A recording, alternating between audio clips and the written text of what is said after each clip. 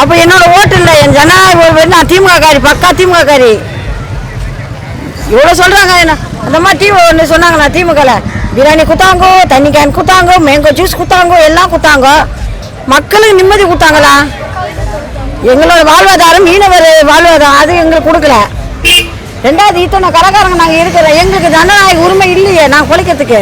கண்டிப்பாக இப்போ எங்களுக்கு நாங்கள் நூல் அந்த நூலில் நாங்கள் பாதி நிற்கிறோம்.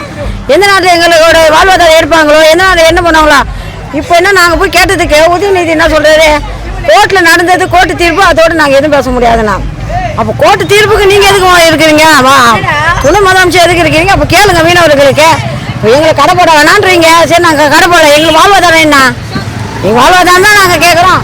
மீனவருக்கு வாழ்வாதாரம், எங்கள் மீனவர் சரி வளமரம் போகிறாங்க, 40 நாள் வளமரத்துக்கு போகிறாங்க, ஏதோ எங்களுக்கு கொடுப்பாங்க ஆம்பளைங்க. இப்போ அவங்களும் வளமரம் இல்லையோ, எங்கே போட்டுக்குது எல்லாத்தையும் அழிச்சிட்டிங்களா? கேட்டால் ஏற்ற மாதிரி இறக்க மாதிரி. எங்கள் ஆளுங்களுக்கு புத்தி இல்லை.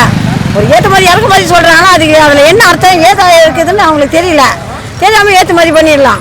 மீன் இங்கேருந்து ஒரு டிஷன் பண்ணிட்டு அங்கேருந்து ஏற்றலாம். அவன் பணத்தில் அந்த போட்டுகள்லாம் அழிஞ்சிச்சு. அப்போ ஒன்று ஒன்றா அழிஞ்சும் போது புதிய சக்தி வருது. அவங்களே பார்சல் பண்ணிடலாங்கிறீங்க? புதிய அது அவங்களே பார்சல் பண்ணி தான் ஆகணும். ஏன்னா இப்போ நீங்கள் சொல்கிறீங்க சொன்னவங்க அத்தனை பேருமே ஜால்ரா கூட்டம், ஒன்று கூட நல்ல கூட்டம் இல்லை. ஒரே சொன்னவர் தான் எனக்கு வேணாம் தீயாச்சு, நான் போகவே மாட்டேன் அந்த ஆட்சி பக்கத்தில். எங்கள் கேப்டன் தனிப்பட்டு எங்களை கிழக்கி சொன்னார்ண்ணா. அப்போ ஏன் நீங்கள் போய் சேர்ந்தீங்க?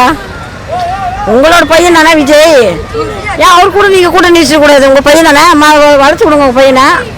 ஏன் வளர்த்து விடல? அடுத்தவனை வளர்க்க பார்க்குறீங்க. உங்கள் சொந்த பிள்ளை வளங்க, உங்கள் சொந்த பிள்ளை தானே, கைக்கு உங்கள் சொந்த பிள்ளை வளர்க்குறீங்க. அவர் கூட கூட்டணி வைங்க, அவருக்கு என்ன தேவையோ சொல்லிக் கொடுங்க. அம்மா அடுத்தது இதுதான் நடக்கும், இவங்கெல்லாம் இப்படிலாம் இருப்பாங்க, நீங்கள் அப்படி நடந்துக்குங்க நீங்கள் சொல்லிக் கொடுத்து அவர் மேலே வருவார்.